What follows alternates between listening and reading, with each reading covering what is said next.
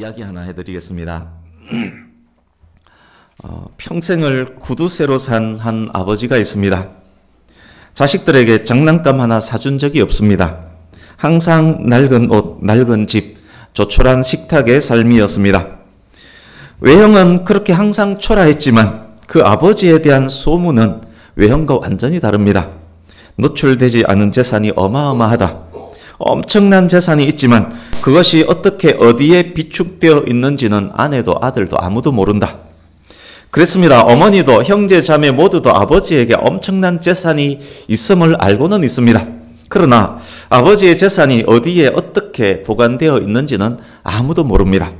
세월이 많이 흘렀습니다. 구두쇠 아버지가 노환으로 침상에 누웠습니다. 병세가 위중해졌습니다. 어느 날 아버지가 아들, 딸들을 모두 불렀습니다. 유언을 하시겠답니다. 전국에서 해외에서 산 넘고 물을 건너 자녀들이 잽싸게 달려왔습니다. 자녀들이 다 모이자 아버지가 힘들게 입을 엽니다. 얘들아, 힘이 없어서 말하기가 너무 힘들구나. 그렇지만 말해야만 돼. 예전에 한번 해드린 이야기입니다만 그때는 색깔이 바뀌었습니다. 그렇지만 말해야만 돼. 파란 탁구공 하나, 파란 탁구공 둘. 거기까지 이야기하고서 도저히 힘에 부쳤는지 더 이상 말을 잇지 못합니다. 내일이라는 이야기만 힘겹게 했습니다. 하루가 지났습니다. 자녀들이 다시 모였습니다. 아버지가 또 힘들게 입을 엽니다. 자녀들이 귀를 쫑긋해서 듣습니다.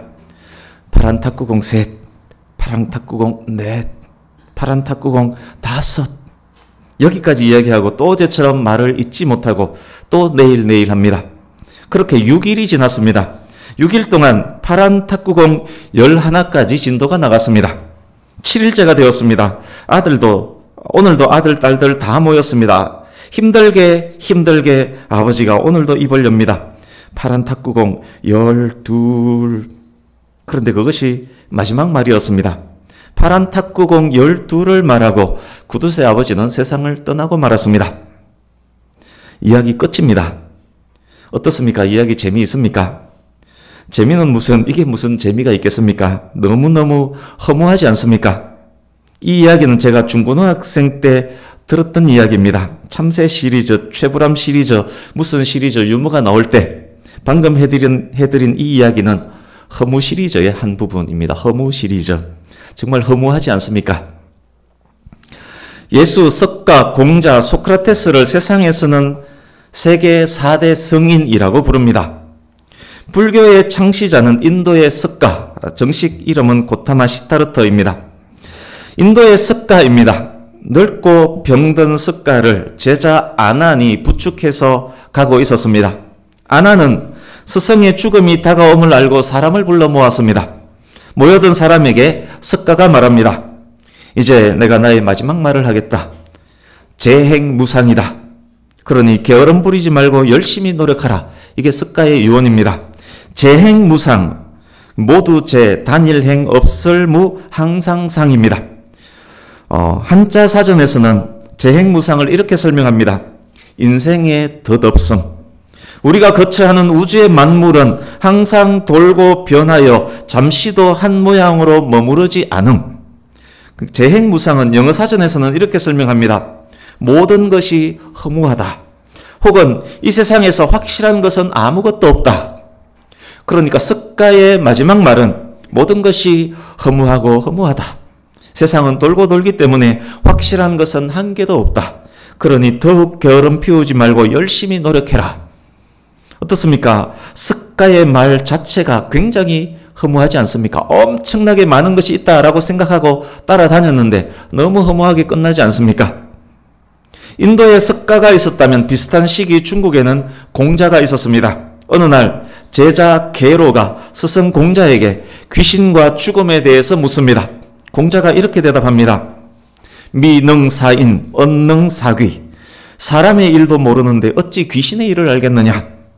미지생 언지사. 삶도 알지 못하는데 어찌 죽음을 알겠느냐.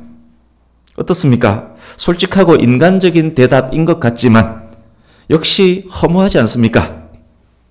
석가와 공자 약 100여 년 후에 그리스에서는 소크라테스라는 유명한 사람이 활동을 합니다.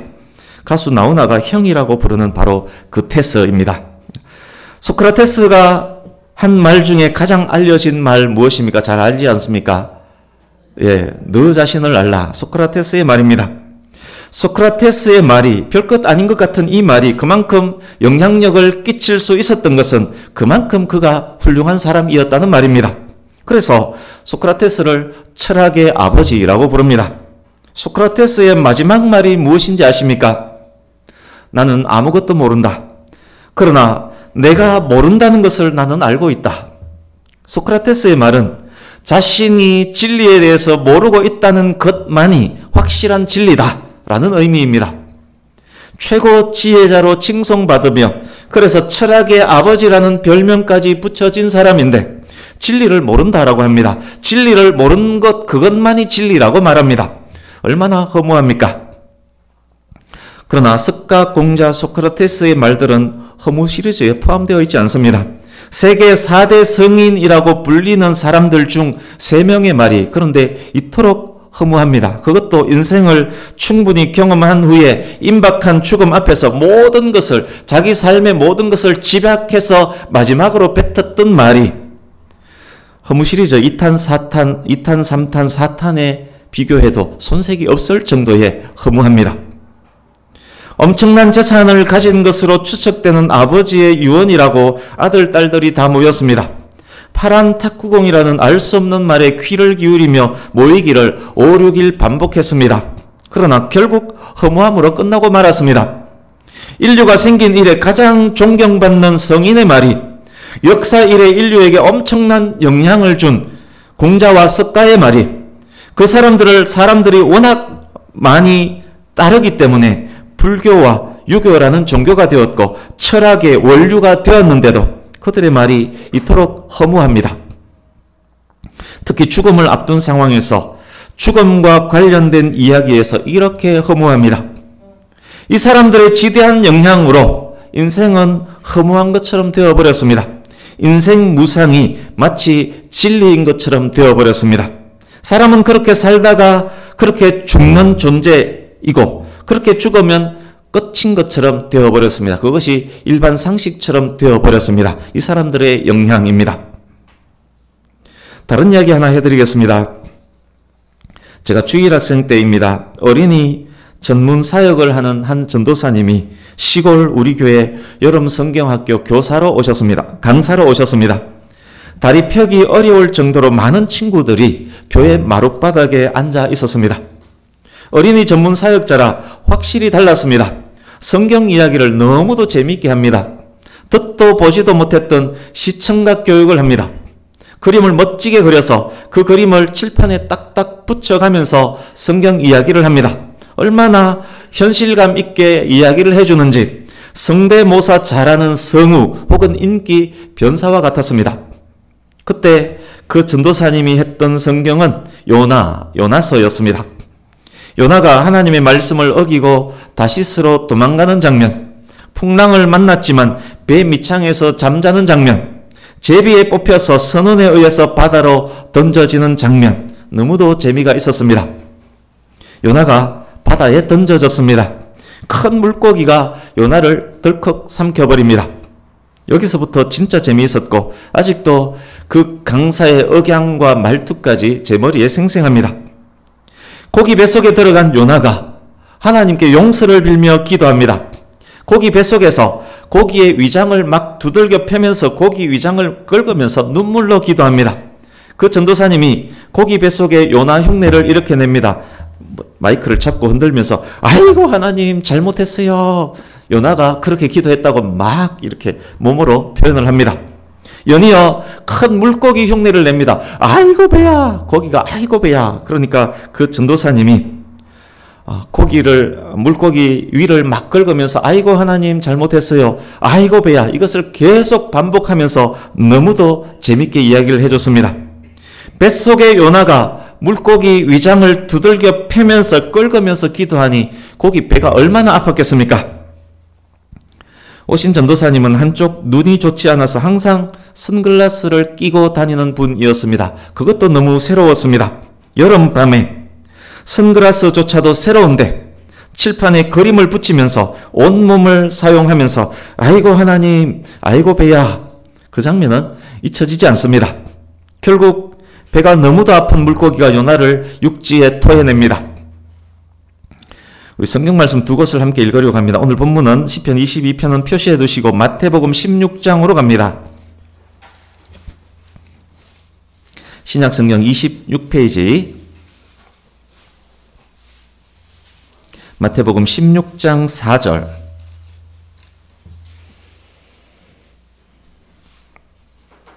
마태복음 16장 4절 같이 읽습니다. 시작. 악하고 엄난한 세대가 표적을 구하나 요나의 표적밖에는 보여줄 표적이 없느니라 하시고 그들을 떠나가시니라. 아멘. 오병이어 칠병이어 기적이 있은 후 바리새인과 사두개인들이 더 많은 표적을 보여달라라고 요구합니다. 그때 예수께서 대답하십니다. 날씨는 분별하면서 어찌 시대의 표적은 분별 못하느냐? 악하고 엄난한 세대가 표적을 요구하지만 내가 보여줄 표적은 요나의 표적밖에 없구나. 이렇게 말씀하셨습니다. 이제 요한복음 2장으로 갑니다. 신약 145페이지.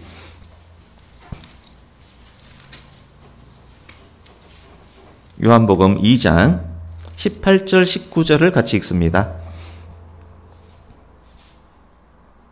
요한복음 2장 18, 19절 같이 읽습니다. 시작. 이에 유대인들이 대답하여 예수께 말하기를 내가 이런 일을 행하니 무슨 표적을 우리에게 보이겠느냐? 예수께서 대답하여 이르시되 너희가 이 성전을 헐라 내가 사흘 동안에 일으키리라. 아멘. 성전을 장사하는 집으로 만들어버린 것을 보신 예수께서 장사꾼을 내쫓으시고 상을 엎었습니다. 그때 유대인들이 말합니다. 너 왜 이러느냐? 너에게 이런 일을 행할 근거가 있음을 표적으로 우리에게 보여주라. 그때 예수께서 하신 말씀이 이 성전을 헐라. 그러면 내가 3일 만에 일으키겠다.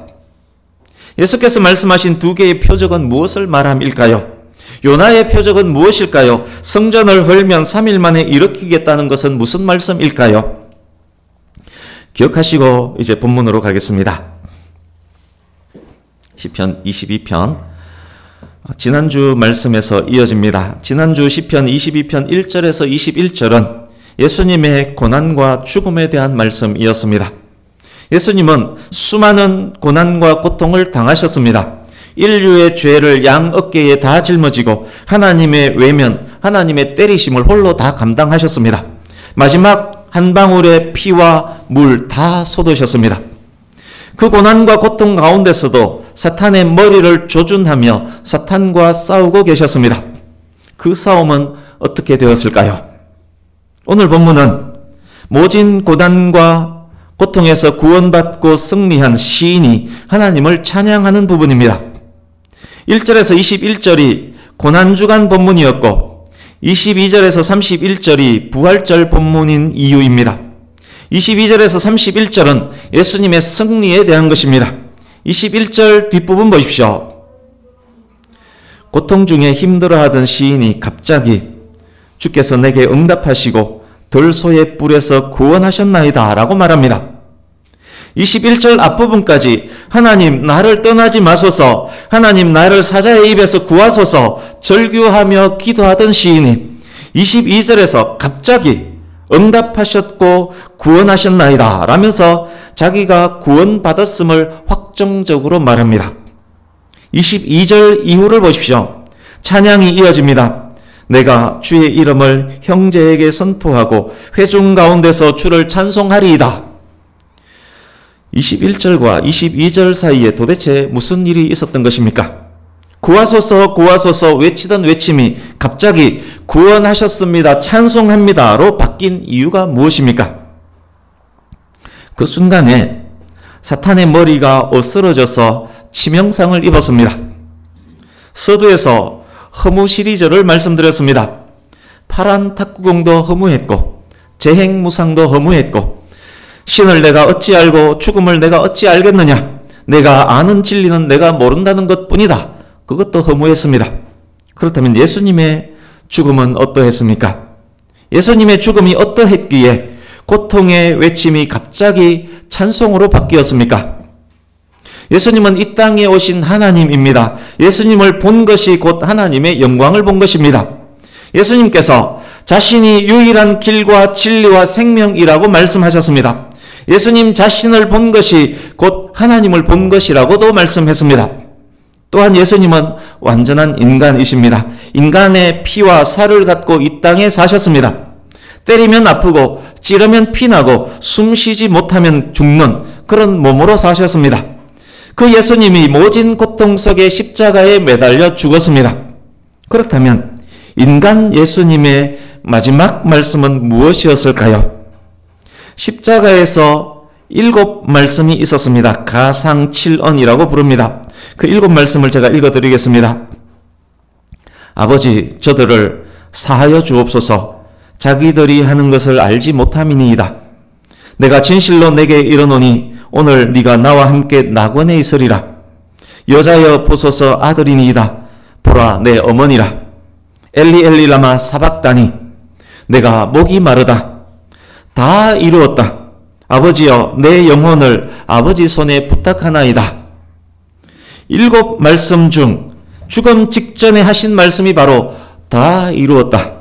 다 이루었다. 아버지여 내 영혼을 아버지 손에 부탁하나이다. 아버지여 내 영혼을 아버지 손에 부탁하나이다. 어떻습니까? 이것도 허무합니까? 여기서도 인생 무상을 느끼십니까? 예수님께서 십자가에서 다 이루셨습니다. 예수님은 십자가에서 사탄의 머리를 부쉈습니다. 그리고 영혼을 주장하시는 하나님께 자기를 맡기셨습니다. 예수님이 다 이루셨음을 우리가 어떻게 알 수 있습니까? 예수님의 삶이 허무하지 않음을 우리가 어떻게 알 수 있습니까? 예수님의 부활로 확인되고 증명됩니다. 예수님께서 부활하셨기에 예수께서 다 이루시고 승리하셨음을 알 수 있습니다. 만약 예수님이 무덤에서 다시 살아나지 못했다면 어땠을까요? 만약 그랬다면 다 이루었다라고 하신 그 말씀 누구도 믿지 않을 것입니다. 부활이 없었다면 예수님의 삶 역시 파란 탁구공과 다르지 않았을 것입니다. 예수님 역시 그냥 세대 4대 성인 중 한 사람으로 남아 있었을 뿐일 것입니다.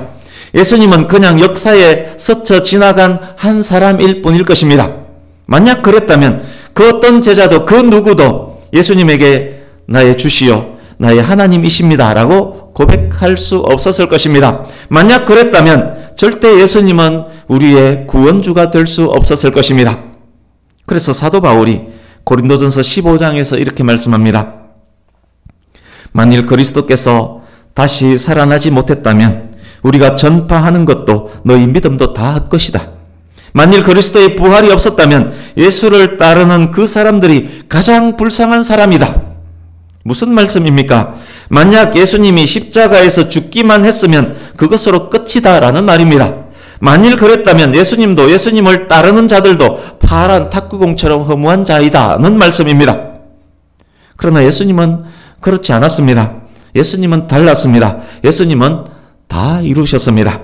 다 이루신 예수님은 부활하셨습니다. 예수님이 부활하심으로 사탄의 머리를 부셔버렸습니다. 그렇다면 이것이 아까 말씀드렸던 요나의 표적 3일 만에 다시 세우시는 성전과 어떤 관계가 있습니까? 요한복음 2장에서 3일 만에 다시 일으켜 세우는 성전에 대해 성전이 흘리는 것은 예수께서 십자가에서 죽는 것이고 흘린 성전을 사흘 만에 다시 세우는 것은 예수님의 부활을 나타냄이라고 친절하게 설명을 해줍니다. 예수님은 교회의 머리이십니다. 성전은 예수님의 몸입니다. 그 성전이 흘렸지만 그 성전은 예수님이 부활하심으로 다시 일으켜 세워진 것입니다. 그렇다면 요나의 표적은 무엇입니까? 우리 요나서 2장으로 가보겠습니다. 구약성경 1288페이지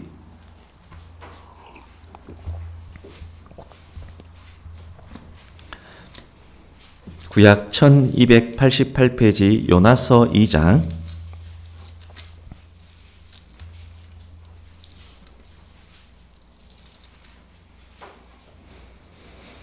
요나서 2장은 요나가 고기 뱃속에서 기도하는 장면입니다. 2절 보십시오. 고기 뱃속을 스올의 뱃속이라고 기록했습니다. 스올은 죽은 자의 거처, 무덤을 의미하는 단어입니다. 요나가 무덤인 고기 뱃속에서 부르짖으면서 기도합니다. 고기의 위장을 쥐어 뜯으면서 위 벽을 두들기며 부르짖으면서 기도합니다. 3절, 깜깜한 고기 뱃속에는 물이 둘러찼습니다. 요나의 머리 위로 물이 출렁입니다. 4절, 요나는 계속 회개하며 주의 성전을 바라보며 기도합니다. 5절, 바다풀이 고기의 위장 안으로 막 쏟아집니다. 요나의 머리를 미역이 칭칭 감습니다. 이 고기가 삼킨 멍게, 말미잘, 해삼 등등이 위장 안에 요나와 함께 있다는 말입니다. 9절, 그렇지만 고기 뱃속에서 기도하는 요나는 지금 하나님께 감사하고 있습니다. 기도 중에 주의 구원을 확신했기 때문입니다. 주께 대한 서원을 행하겠습니다 라고 다짐합니다. 구원은 여호와께 있음을 고백합니다. 요나스를 표시해 두시고 다시 시편 22편 본문으로 가겠습니다.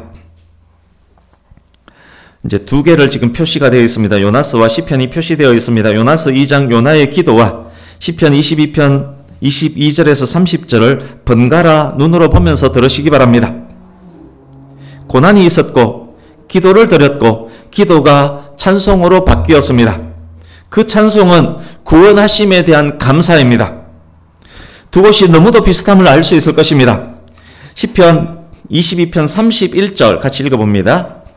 22편 31절 시작. 와서 그의 공의를 태어날 백성에게 전함이여 주께서 이를 행하셨다 할 것이로다. 아멘. 요나가 구원은 여호와께 속하였습니다 라고 고백했듯 시편 기자도 고백합니다. 나의 이 승리는 주께서 행하신 것입니다. 이제 요나의 표적에 대해서 정리해 보겠습니다. 머릿속에서 앞뒤를 잘 연결 지어 보시기 바랍니다. 사탄은 예수님을 십자가에 매달고서는 회심의 썩은 미소를 지었습니다. 뱀이 여자의 후손 발꿈치를 물고서 좋아하고 있습니다. 물고기가 요나를 삼켜놓고 먹었다, 기분 좋다, 배부르다 라고 하는 것과 같습니다. 그런데 분명 죽음의 뱃속, 무덤에 묻혔는데 분명히 십자가에서 완전히 죽었고 죽은 육체가 무덤에 장사 지내졌는데 이젠 육체가 썩어야 하는데 이젠 요나가 고기 뱃속에서 소화되어야 하는데 그래서 예수의 사역이 석가 공자 소크라테스의 그것과 다름없이 파란 탁구공처럼 마무리가 되어야 하는데 그런데 그것이 끝이 아니었습니다. 죽음이 끝인 줄 알았는데 끝이 아니었습니다. 예수님은 완전한 사람이었지만 또한 완전한 하나님이십니다. 물고기가 요나를 삼켰지만 요나를 소화시키지 못합니다. 물고기 뱃속에 들어간 요나는 고기 뱃속을 두드리고 찢으면서 물고기에게 치명상을 입혔습니다. 여자의 후손 예수님은 발꿈치를 무는 사탄의 머리를 밟아버렸습니다. 물고기가 더 이상 요나를 뱃속에 둘 수가 없었습니다. 무덤은 더 이상 예수님을 품고 있을 수가 없었습니다. 요나는 물고기를 토해내었습니다. 예수님은 무덤에서 부활하셨습니다. 그런데 그것도 끝이 아닙니다. 요나를 토해낸 물고기는 그 이후 어떻게 되었을 것 같습니까? 물고기는 요나를 잘못 삼키는 바람에 자기 몸속 전체에 치명상을 입었습니다. 바닷속 어디를 길길이 뛰면서 헤엄치고 다니지만 치명상을 입은 물고기의 종말이 얼마 남지 않았습니다. 물고기가 길길이 배 아파하면서 뛰고 있는 그때에 요나는 니느웨로 가서 복음을 전합니다. 니느웨 사람들이 굵은 베옷을 입고 죄를 뒤집어 쓰고 회개합니다. 여자의 후손 예수님의 발꿈치를 문 뱀은 예수님께서 부활하심으로 그 머리에 치명상을 입었습니다. 그 부스러진 머리를 부여잡고 우는 사자처럼 길길이 뛰어다니며 삼킬 자를 찾고 있습니다. 옛 뱀, 사탄의 종말이 얼마 남지 않았습니다. 그리스도의 제자들은 치명상을 입은 사탄이 길길이 뛰어다니고 있을 때 십자가의 복음, 부활의 복음을 전합니다. 우는 사자같이 성도를 삼키기 위해 돌아다닐지라도 근신하면서 깨어서 복음을 전합니다. 복음이 땅끝을 향해서 갑니다. 예수님이 다시 오실 그날까지 계속될 것입니다. 예수님이 다시 오시는 그날이 치명상을 입은 뱀이 종말을 맞이하는 때인 것입니다. 이것이 주의 구원, 이것이 부활 승리입니다. 이것이 십자가의 승리인 것입니다. 본문 22편, 10편 22편 27절 보십시오. 이것이 유대나라뿐 아니라 땅의 끝까지 전할 승리의 복음입니다. 복음을 받은 자들이 하나님을 예배할 것입니다. 30절 보십시오. 이것이 우리뿐만 아니라 우리 후손 대대에 전해질 승리의 소식입니다. 31절, 이것은 오직 주께서 행하신 일입니다. 주께서 죄를 심판하시고 주께서 그 심판을 직접 당하시면서 이루신 승리입니다. 이것이 십자가의 사랑, 십자가의 공의, 부활의 승리입니다. 이것이 하나님의 큰 일입니다. 오직 하나님만이 하실 수 있는 일입니다. 오직 하나님만이 하실 수 있는 일, 그것이 복음입니다. 복음, 그것은 바로 하나님만이 하실 수 있는 일입니다. 그리스도의 성육신, 그리스도의 십자가, 그리스도의 부활, 그리스도의 재림, 이것이 바로 복음입니다. 공자도 할 수 있고 석가도 할 수 있는 것은 복음이 아닙니다. 아무리 바르게 살아라 라고 하더라도 그것은 복음이 아닙니다. 하나님만이 하실 수 있고 하나님만이 하실 수 있는 일, 그것이 복음입니다. 성육신, 예수 그리스도의 십자가, 그리스도의 부활, 그리스도의 재림, 그것이 바로 복음의 핵심입니다. 석가, 공자, 소크라테스 뿐만 아니라 그 누구일지라도 흉내낼 수 없는 바로 복음입니다. 그 복음을 전하는 것이 바로 모든 기독교인의 사명입니다. 이제 말씀을 마무리하겠습니다. 예수께서 사탄의 머리를 부수고 무덤을 박차고 부활하셨습니다. 무덤은 더 이상 예수님을 붙잡아 둘 수 없었습니다. 예수님께서 부활의 첫 열매이시기에 예수님을 믿고 따르는 자들은 무수히 이어질 부활의 열매들입니다. 사망이나 무덤이 도저히 예수님을 어찌할 수 없었듯이 사망이나 무덤은 성도에게는 어떤 영향도 미칠 수 없습니다. 그러기에 기독교인의 삶은, 저와 여러분의 삶은 험으로 끝나지 않습니다. 기독교인은 죽더라도 죽는 것이 아닌 것입니다. 기독교인의 죽음은 오히려 영생으로 가는 통로입니다. 기독교인의 삶은 승리의 삶인 것입니다. 오늘 봉헌송을 우리 유아부가 하게 되어 있어서 지금 미리 올라왔습니다. 우리 고린도전서 15장으로 잠깐 가겠습니다. 신약성경 283페이지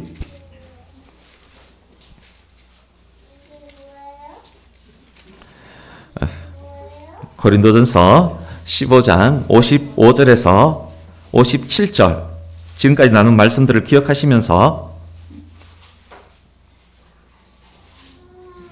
고린도전서 15장 55절에서 57절 같이 읽습니다. 시작. 사망아, 너의 승리가 어디 있느냐? 사망아, 내가 쏘는 것이 어디 있느냐? 사망이 쏘는 것은 죄요, 죄의 권능은 율법이라. 우리 주 예수 그리스도로 말미암아 우리에게 승리를 주시는 하나님께 감사하노니. 아멘. 사망이 조준하고 사망이 쏘는 것은 율법 아래에 있는 자, 죄 아래에 있는 자입니다. 예수님을 믿고 따르는 성도는 더 이상 율법 아래에 있지도 않고 죄의 종으로 살지도 않습니다. 사망은 그래서 더 이상 성도를 붙잡아 둘 수 없습니다. 사망이 열심히 조준하고 화살을 날리는 것 같지만 그것이 성도에게 어떤 영향도 미치지 못하는 것입니다. 성도는 그리스도를 따르는 자들이고 죄 문제 해결된 자들이고 예수님에게 이어지는 부활의 열매들이고 성도는 죄와 사망에서 승리한 사람들이기 때문입니다. 하나님께서 하신 일입니다. 오직 하나님의 은혜와 사랑으로 말미암음입니다. 하나님께서 그리스도 안에 있는 우리에게 주신 승리입니다. 우리가 어찌 그리스도의 십자가를 자랑하지 않을 수 있겠습니까? 어찌 부활을 찬양하지 않을 수 있겠습니까? 하나님께서 이루신 그 큰 일, 그 은혜를 받은 성도된 우리의 삶은 어떠해야 합니까? 구원받은 요나가 무엇을 했습니까? 예수님의 부활의 정인이 된 그들이 무엇을 했습니까? 우리는 이 큰 일, 복음을 전파해야만 하는 것입니다. 해마다 4월이 되면 안산이 여기서 가까운데 그 세월호가 기억에 남고 언론에도 많이 이야기가 됩니다. 10여 년 전에 신학대학원 동기 목사님 한 분에게 있었던 일입니다. 세월호가 침몰했습니다. 실종자 중 한 명이 섬기는 교회 학생부 소속이었습니다. 그런데 그 학생은 교회에 오는 둥 마는 둥 신앙이 있는 둥 없는 둥 했다라고 합니다.